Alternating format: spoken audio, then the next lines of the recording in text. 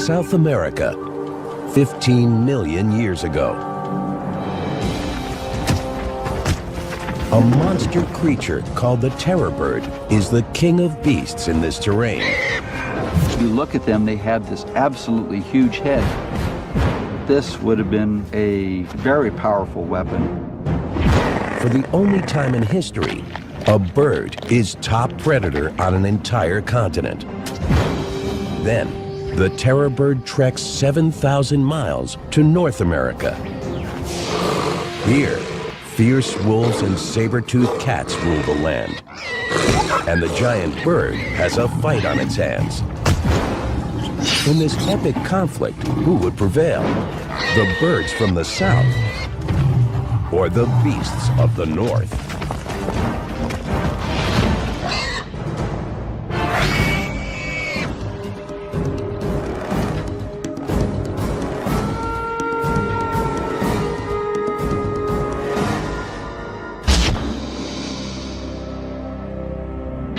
In the chronicle of life on Earth, dinosaurs reigned as history's greatest predators. They ruled the planet for 150 million years, but came to a sudden end 65 million years ago.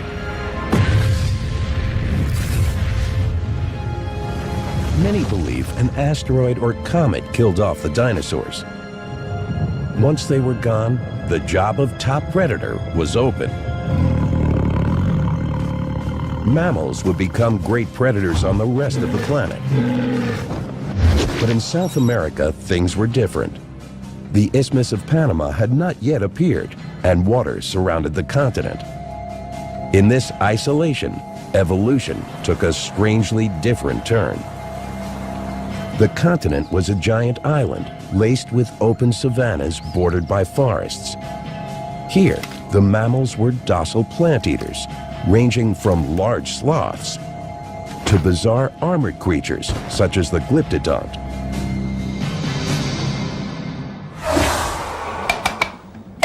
In this setting, the role of top predator went to a family of freakishly monstrous birds. Today, we call them the terror birds, and they ruled for 58 million years. If you look at the head, is enormous, like in all terror birds, and the bird would have been able to strike with enormous force, and such a force that by hitting a prey, it would have possibly killed the prey almost instantly. How could birds have attained such power? Evidence of the true nature of these enigmatic beasts is found first in fossil beds and later in scientific laboratories. But the terror bird family remains largely a mystery. The fossil record reluctantly giving up clues in an ongoing investigation that began more than 120 years ago. The year was 1887. Paleontologist Florentino Ameghino wrote of a fossil unearthed in Argentina's Patagonia region. It was part of a strange toothless jawbone from a skull that would have been 2 feet long. So big, thought Ameghino, it must belong to a mammal. Then, in time, with more discoveries and more studies, he realized that he had made a mistake. It took scientists another 4 years to identify the big predators as birds. The key clues were in the center of the fossil bones themselves. Dr. Luis Chiappi is one of the world's foremost experts on these creatures. He studies terror birds at the Natural History Museum in Los Angeles. Sometimes it's not easy to tell apart a bird bone from one that is either of a mammal or another reptile. But one thing that in general is quite consistent is that bird bones are hollowed and they have very thin walls, as opposed to the bones of reptiles or mammals that are not. Here on my right hand, I have the bone of a crocodile, and you can see the difference. In time, a scattering of other fossils was discovered. Birds, yes, but what kind? They were undoubtedly big and certainly flightless. And then, skulls with sharp hooked beaks turned up, meaning these were monster carnivores. When they finally found a complete skull of a terror bird, they knew then that it was not a toothless mammal, but that in fact it was a predatory bird, and a gigantic predatory bird. Hooked beaks and sharp talons are two characteristics terror birds share with all modern raptors. But scale it up to the size of a 6-foot, 400-pound bird, and the result is frightening. In the 100 years after the first discovery, scientists collected enough fossils to identify 17 different species of terror birds. They varied widely in size and lived at different times during a period nearly 60 million years long. But in 2005, the unexpected happened. What appeared to be a totally new terror bird came to light in Argentina. High school student Guillermo Aguirre-Zabala was fossil hunting with a friend when they stumbled onto an historic discovery. Guillermo, now a paleontology student in Buenos Aires, had been interested in fossils ever since he was a young boy. El hallazgo fue The find was in the summer of 1999. I don't remember the exact date, but it had to be March. tiene que ser marzo. It all happened outside the village of Camacho, near the western edge of Argentina's vast region of Patagonia. Terror birds are known to have ranged from here through Uruguay and Brazil. Nosotros ya habíamos encontrado algún que otro fósil, unas mandíbulas. We had already found some other fossils, so we knew where to look and how to recognize fossils. De conocer los fósiles. Este particularmente estaba. This one in particular was almost completely covered. When we found the first pieces, we made contact with the Paleontology Museum in Bariloche. That's where we learned how to dig around the fossil and extract it. Y bueno, ahí es donde aprendimos a extraer fósiles. Guillermo and his friend carefully covered their find and took it 40 miles away to the town of Bariloche. They gave it to the town's tiny paleontology museum, where it remained nearly unnoticed for 5 years. When Luis Chiappe learned of the find, he led an international team to determine the new specimen's place in the family of terror birds. He discovered it was a totally new species. Seeing this enormous skull that's about 20, almost 30 inches in length is just like, psh. I mean, it's a wow moment, no question about that. Chiappe's team dated the skull at 15 million years old and named it Colenkin guillermoi. Colenkin for a native Patagonian spirit, guillermoi for Guillermo. Colenkin was a spectacular find. It was a new species with a head unlike any other bird in history. At 28 inches long and with a skull essentially bigger than that of a horse, the skull of Colenkin is the largest bird skull ever. Chiappe compared other terror bird fossils to Colenkin's skull, plus a leg and toe bone found with it. He hoped to learn how big Colenkin was, how strong, how fast. See whether we can talk to Sarah. By examining the skull from a smaller terror bird, Luis Chiappe begins to get an idea of what the new species looked like. While in Bariloche, paleontologist Sarah Bertelli analyzes Colenkin bones in the town museum. Comparing measurements of these few specimens with other terror birds, they can estimate the critical dimensions of Colenkin itself.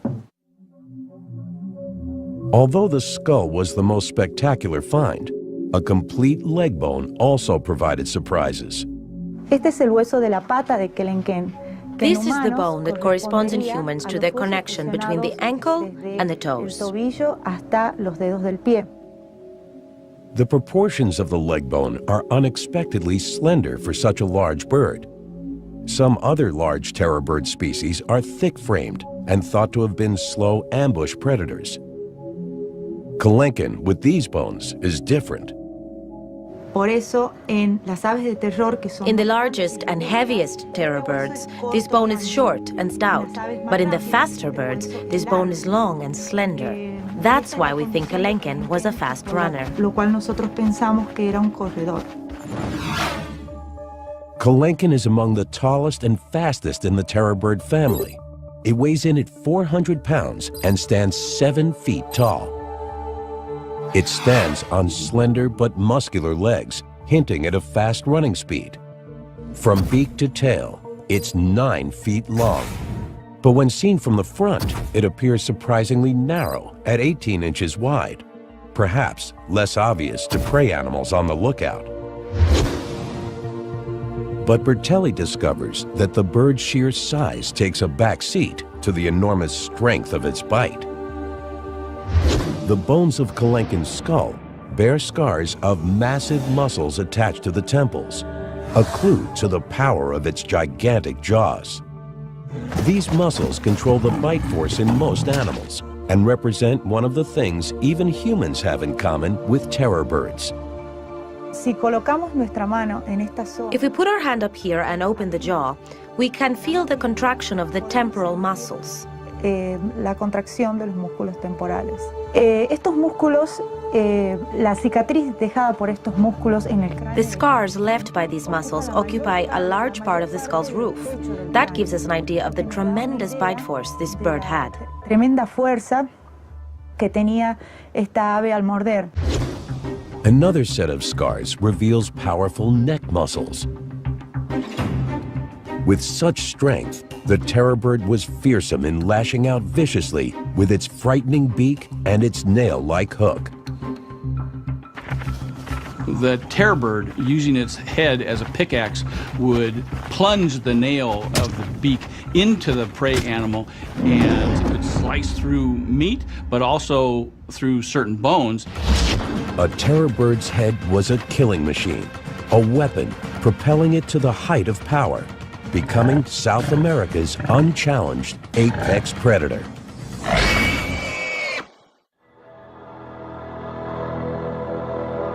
In South America, the head of the terror bird Kelenken is driving new research into these extraordinary predators. The fossil skulls of the terror bird family are evidence of their use as weapons for swift, efficient attacks. But now, advanced technology can tell us how those skulls worked. All right, this will be exciting. In the United States, 2 scientists prepare to use a medical CAT scanner to probe the inner structure of terror bird skulls. Let's get this thing set up. Larry Whitmer is a professor of anatomy at Ohio University. He's hosting Bob Chandler, a terror bird specialist from Georgia State College and University. All right. What are you doing now? Well, we're going to get it lined up here so that we can get it sort of centered and square within the X-ray beam. So we'll run the laser right down the top there. We're good. The process takes the skull of a terror bird and turns it inside out. The entire scan lasts less than a minute, but the pictures it produces will provide clues to the nature and behavior of terror birds as they lived and hunted. One thing we can tell by looking at the skull is that this is a relatively very strong skull. We can see that this pillar in front of the eye socket is really tall and strong. We see this bar along the cheek line right in this area is also tall and relatively thick, suggesting that the skull was built for both delivering and withstanding relatively large stresses. A fact that the peaceful plant-eating Homolototherium may have experienced firsthand as it faced the terror bird Kelenken. The Homolototherium was certainly one of the potential prey items for the Kelenken. It's a hoofed animal that really has no modern relatives. Slow on its feet, the 600-pound Homolototherium outweighed Kelenken by 50%. The kill required a specific strategy.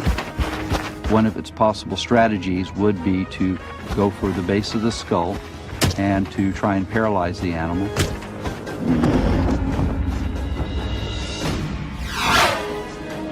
Once the prey was down, a terror bird's beak was all about shredding flesh, a familiar behavior in birds of prey even today. I know. Joe Camp is a Southern California animal trainer. Using a modern-day hawk, he demonstrates how the sharp hook is a primary tool for any bird of prey, living or extinct. It gives you a really good idea of how the beak works. Basically, you can see the hook tears into the meat. You can see her doing that, kind of stabbing it. Then her lower bill comes up and shears it, and then she tears it on off. The bill itself is almost like your incisors, with the hook of itself being what would be like our fangs or an animal's fangs. The terror bird's gigantic head was more than a mere feeding tool, however. Paleontologists see it as its primary attack weapon. Inspiring scientists like Stephen Rowe to test the true strengths of the skull. We're looking at a potentially horrendous predator here. This would have been a very scary bird. How scary? Working at Australia's University of New South Wales, Stephen Rowe has loaded his computer with detailed data from a terror bird skull. What I've done here is build a very detailed computer model of the skull of a terror bird. Rowe has put his model through simulated movements to measure the stresses on the terror bird's skull in the attack mode during the violent mechanics of a kill. What this allows us then to do is to digitally crash test the animal, or digitally crash test the skull. So we can run it through different hypothetical behaviors to assess just how well the skull performs. Rowe's crash tests measure what kind of stresses are on the skull when the terror bird swings its head down, when it pulls its head back, and when it shakes its head from side to side. Stresses in the simulation are color-coded. Blue means very little or no stress. Green, a lighter blue through greens is medium stress, and then up into red, pink, and white, high stress regions. The digital simulations offer insights into the bird's attack capabilities, as well as what might give them trouble.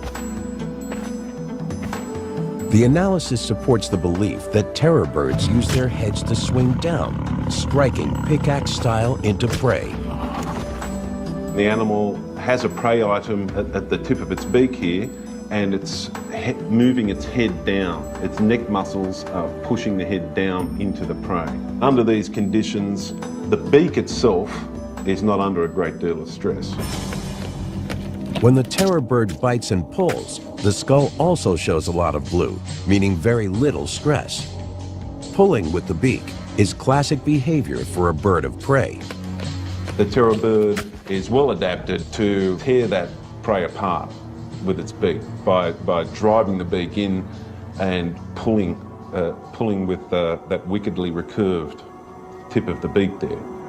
But Rowe's electronic assessment also revealed a weakness in the mighty terror bird. In attacking and feeding on prey, it would never shake its head from side to side. Here in this third simulation, the bird is biting down into a prey animal and shaking its head from side to side. And under these conditions, the terror bird's skull lights up like a Christmas tree. It really does not handle that kind of stress well at all. While Rowe's simulations show how the hardware of the terror bird's head was used, Whitmer and Chandler are reaching beneath the skull's surface to uncover clues to the creature's behavior. But here, I mean, it makes this complete shield across the top. The CAT scan goes beyond the beak, delving deeply into the terror bird's head with unexpected results. Well, one thing that the CT scan showed was really quite a surprise, and that is, if we look on the inside here,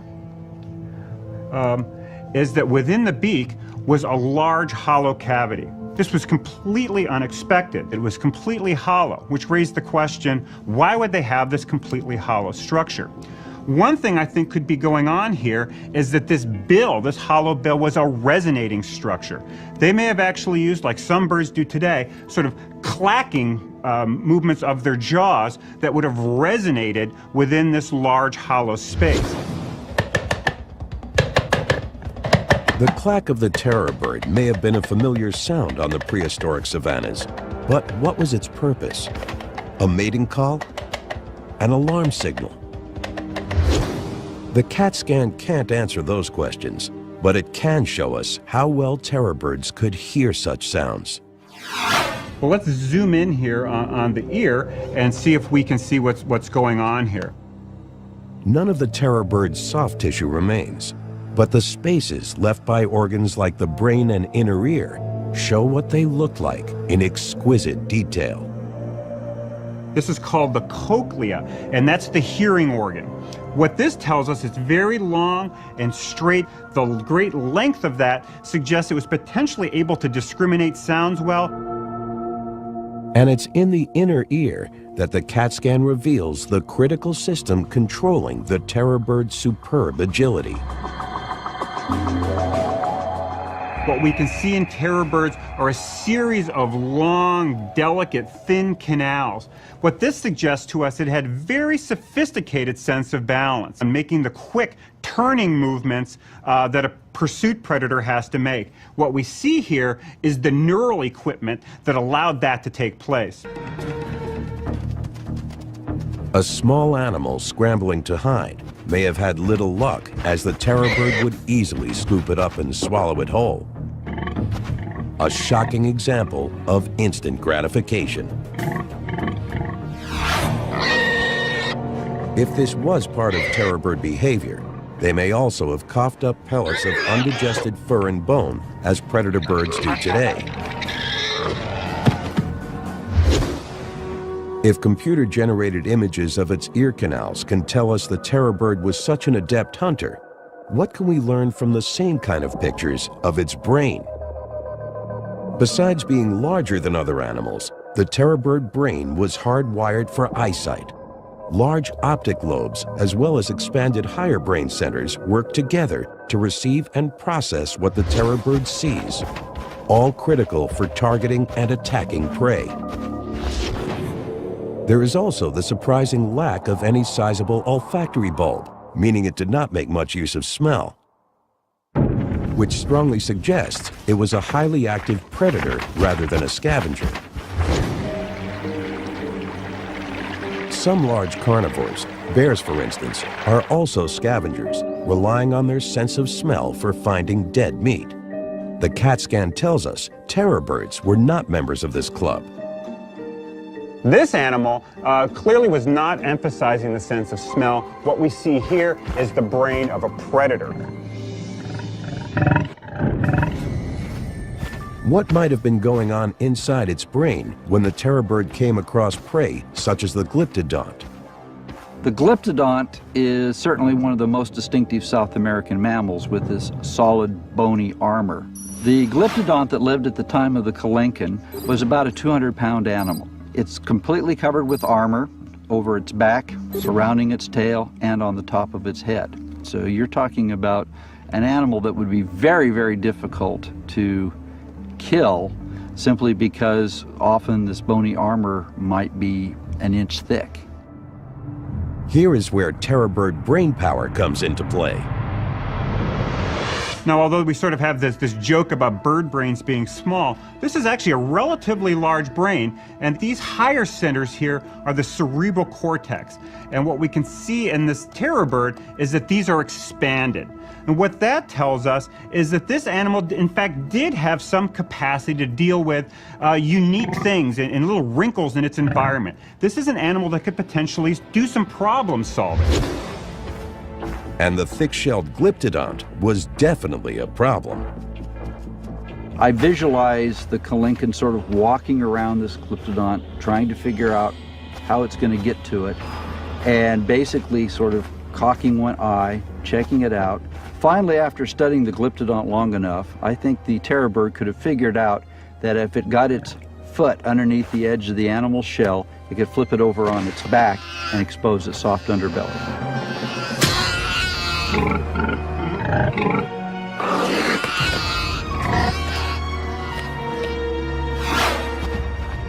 South America was a cornucopia of prey for Kelenken and its relatives. As an active predator, a 300 to 400 pound terror bird had to eat 20 to 30 pounds of food a day, and the isolated continent provided it, remaining for the terror birds a virtual Garden of Eden. You really are talking about a smorgasbord of potential prey with very little competition that the terror birds could feed upon, some of them reaching quite large size. But nothing is forever. Our planet is an ever-changing one, and for the terror birds, the paradise of isolation would begin to crack with the rumblings of a volcano.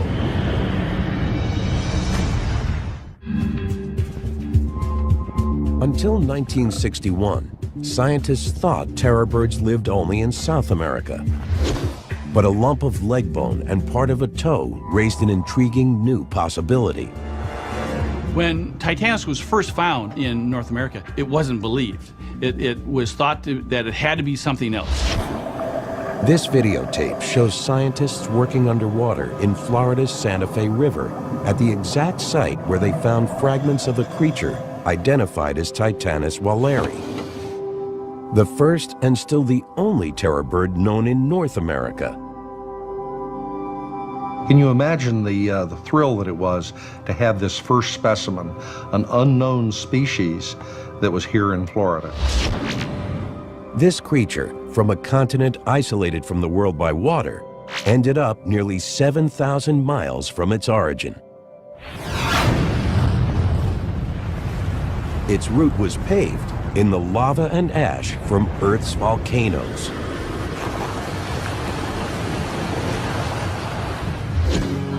Oh, this is a big volcanic ash, a lovely piece of ash. Really very In Central Oregon, geologist Greg Retallack shows paleontologist Jordy Duckler how volcanoes can quickly change a landscape. Part of a big eruption. It's a rather unusual kind of volcanic eruption. Retallack says the deposit in Oregon was created by an ancient eruption in the Pacific Ring of Fire, a string of more than 400 volcanoes ringing the Pacific Ocean from New Zealand to Chile. Part of that ring is in Panama, where North and South America were once separated by a water gap. The two continents were joined by volcanic activity in the Central American Isthmus in the late Miocene when the terror bird was on the march. The connection was formed largely from lava-producing volcanoes rising from the sea, as well as the uplifting of tectonic plates. But there's more to the story.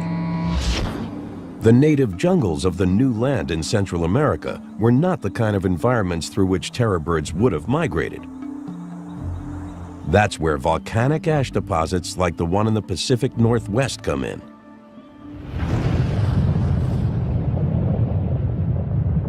Mount St. Helens was an eruption of this sort, but it just created about a meter of ash. This one created 110 feet of ash, and at 600 degrees centigrade, it was a much bigger eruption than Mount St. Helens, and it would have created enormous stretches of open country. The volcano that created this deposit exploded 200 miles away. The thick layer of rock it left behind can be seen in places over an area of more than 120,000 square miles. The unfortunate creatures that are in the way of this flow, they're gone. They're toast. Everything.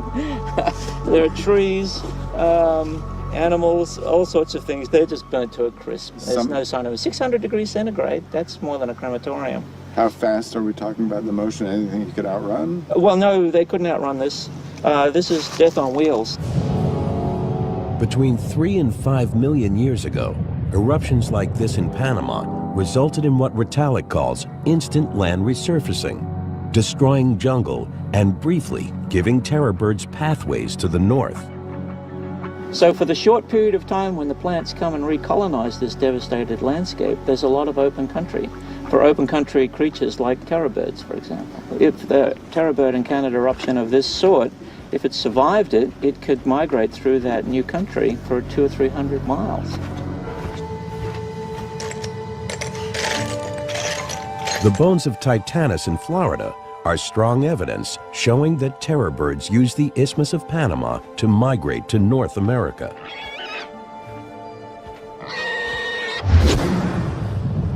When volcanoes filled the gap between the two continents, the resulting land bridge made migration possible. The birds expanded into familiar savannas, now accessible by the new route. I think terror birds are like many other species that if the habitat is present, they'll try to occupy as much of it as possible. Since the original discovery in 1961, only a handful of North American terror bird fossils have been found. Presently, in North America, there are 42 specimens of Titanus. 41 of those specimens reside here at the Florida Museum of Natural History. Without a skull or any other large fossils, it's almost impossible for experts to piece together a complete picture of the North American terror bird. All they have to work with are scant bone fragments. Irv Quittmeyer calculated the key dimensions for Titanus by comparing the proportions of its bones to other terror bird species. For instance, he used the base of the Titanus leg fragment to figure out the whole bone's length. When we examine this bone, we see that it's quite broad, and such a base must have supported a long shaft of bone and a tall bird. The way that this would work can be illustrated by using these lumps of clay and ruler. In a small base, this would just fall over. So it needs a large base in order to hold it in place, and with a smaller one here. So, a large base, long shaft of bone, tall bird. Smaller one with a smaller shaft, smaller bird. Quittmeyer's numbers game involved comparing measurements from 16 different terror bird species. He even investigated the South American Seriema, the terror bird's closest living relative. The calculations provided the critical dimensions needed to build the Florida Museum's spectacular metal skeleton of Titanus. A complete view of the terror bird as a whole. Scientists concluded that Titanus was strikingly similar in form to Kelenken, the tallest of the terror bird species. But Titanus is about 20% shorter. The smaller size may have made it faster and more agile. The terror birds that came north were part of the Great American Interchange, a broad exchange of species between North and South America by way of Panama. The terror bird needed its speed for the new prey it encountered. Chasing a swift horse would have been a challenge for Titanus. The fastest running birds in today's world are ostriches.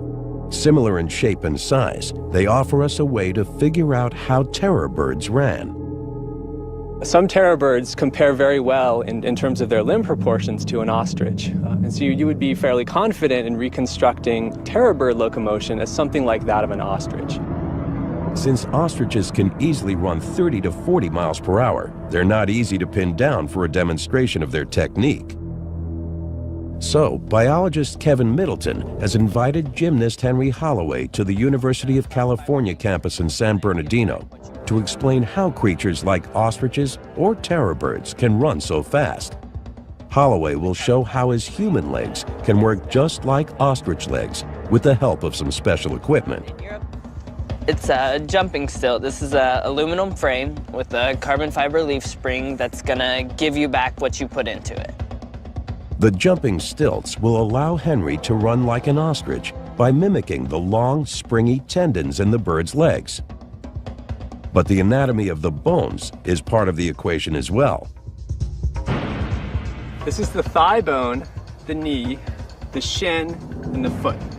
In a bird, the foot would be much, much longer. And then when Henry stands on his toes, this is how a bird runs, on its toes. The longer foot is important because it gives greater leverage for the muscles and allows longer strides. The apparent backward knees in a fast-running bird are really the animal's ankles. It's a dramatic illustration of how long those foot bones are and how much leverage they supply. Let's do it.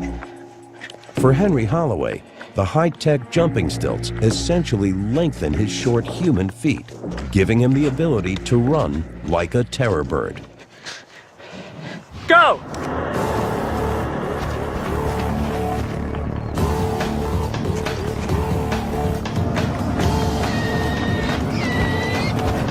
As he goes, each stride is 7 feet long, and he can do 23 miles per hour. Terror birds, with bigger legs and bigger muscles, had 10-foot strides and could probably do 40, just as ostriches can today. During a high-speed chase, Titanus had to run to the side of a primitive horse to avoid kicks from its hind legs. The terror bird struck effectively from this offset position. With that pickaxe, drive the nail into the back of the neck, make a severe wound there, and then allow the animal to bleed to death before they came in to finally dispatch the animal.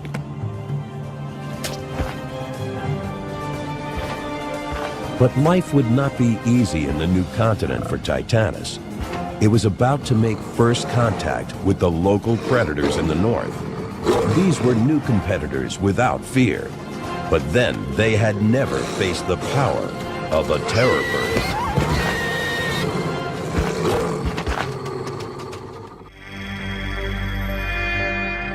Around 5 million years ago, in what is now the southeastern United States, a mysterious newcomer from South America feeds on a primitive horse.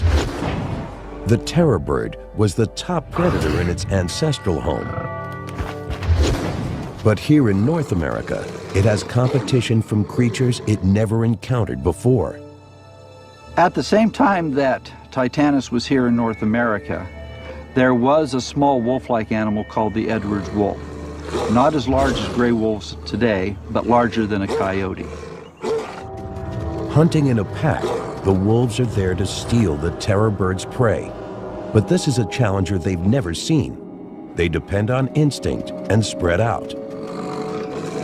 This is a battle for attention. Who can divert the attention of the other combatant and in which direction and for how long? If you're distracted long enough to have to fight one wolf, there's not really a chance that you can expend your energy keeping the other wolves at bay.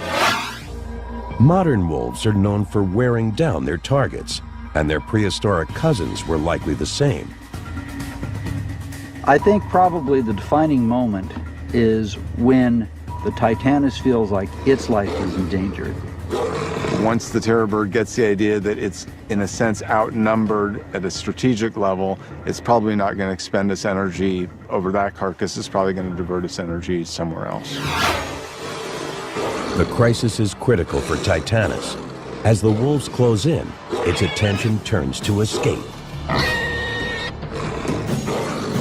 Neither side can sustain the tense standoff, and one swift exchange will prove decisive. Making a willing sacrifice, the wolves prevail. Lesson learned, the terror bird withdraws. Its native intelligence driving it to change its hunting strategy. So I could certainly see a terror bird after its first encounter with a pack of wolves possibly realizing that it's not worth the fight, it's going to lose in the long run, and eventually start developing avoidance behavior that if it kills something, the wolves come along, it's probably going to give it up rather than risking itself becoming a meal as well. Predators also posed a danger to terror bird eggs. Scientists believe they were similar to the eggs of ostriches, which are eaten by modern predators. In today's world, predators may be able to scare ostriches away from their eggs. Prehistoric predators, however, may have had to wait for a terror bird nest to go unguarded. If terror bird eggs were like ostrich eggs, how strong were they? To test the notion, we placed a wooden plank on a single ostrich egg and added iron weights 25 pounds at a time.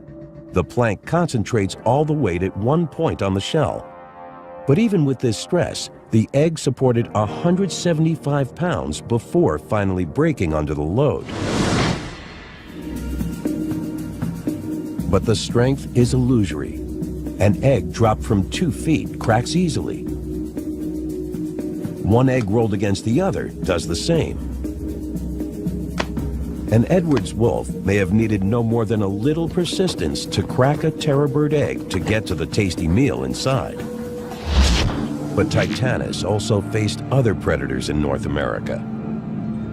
Among the most dangerous was Smilodon gracilis, a smaller ancestor to the giant saber-toothed cats that would arise within the next epoch. A modern-day encounter between cheetahs and ostriches may mirror the way ancient cats avoided adult terror birds. Their chicks, however, were another story. You can certainly visualize a female terror bird with her chicks out for a stroll. One of the chicks wanders a little too far away from the group. Saber-toothed cat jumps out, grabs it, has terror bird chicken dinner. Not so fast. Mother terror bird springs into action. If the saber-toothed cat can't escape, it's going to go into offensive mode itself, use its claws to go for the breast of the animal. But here, the terror bird has superior weaponry. It strikes with its giant head again and again. The cat is killed. But too late to save the unlucky chick, lying nearby with a broken neck. Life in North America must have been more difficult for the terror birds than it was in the South. Here, it faced predators like the cats and wolves, destined to evolve into the giant megabeasts of the future. These new competitors threaten the terror bird's very existence.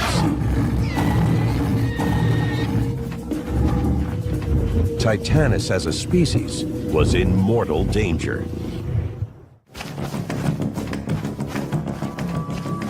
The reign of the terror birds lasted nearly 60 million years. They were top predators in South America and adventurous immigrants to the north. But their extinction is a complex puzzle that scientists are still trying to unravel. Trying to come up with a good, simple explanation for the extinction of any group of animals is very difficult. One factor may be the Great American Interchange, the mixing of species migrating between North and South America, making life for terror birds more difficult. One of the things we can look at is lack of competition with other predators, and the fact that once you start getting North American predators, dogs, cats, things like that, there's increased competition for a food supply. 2 million years ago, terror birds in North and South America may have been hard-pressed to find a meal when saber-toothed cats shared their territory. The pressure from predators and competitors may be two factors in the terror bird's extinction, but there's also a larger picture. It's my opinion that the terror birds were not outcompeted by mammalian predators, but in fact it was a global change in climate. 2 million years ago, the Earth entered its series of ice ages. The glaciers in the north tied up ocean water as ice. The sea levels dropped, which lowered the groundwater table in places like Florida, where Titanus lived. The landscape dried out. It's going to have a lot drier vegetation. This affects what's available for its prey to eat. So you're going to have a change in the numbers and the variety of animals that Titanus might have been feeding upon. So it's sort of a domino effect with the climatic change leading up to eventually the demise of Titanus.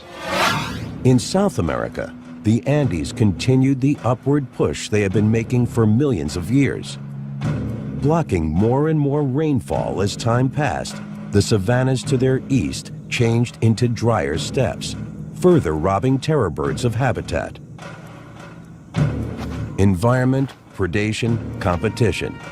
Each is a suspect in the mystery of the terror birds and why their long success finally came to an end.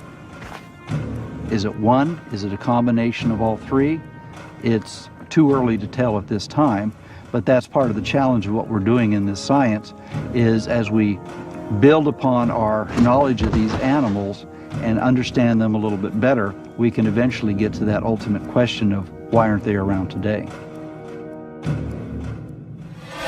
The epilogue of the terror bird story is still unfolding in the fossil digs of Florida. While the big birds were known to have roamed the earth millions of years ago, it was once considered possible that Titanus, the last of the terror birds, may have lived as recently as 10,000 years ago. This means they might have had contact with humans. Titanus, we have not seen a single fragment. It's probably just not the right environment for Titanus. It's the right time, the right age, but it's not it may not be the right environment. Scientists Richard Halbert and Bruce McFadden direct a dig in a limestone sinkhole where sediments hold fossils of the Great American Interchange. The timeline riddle for Titanus was important to solve.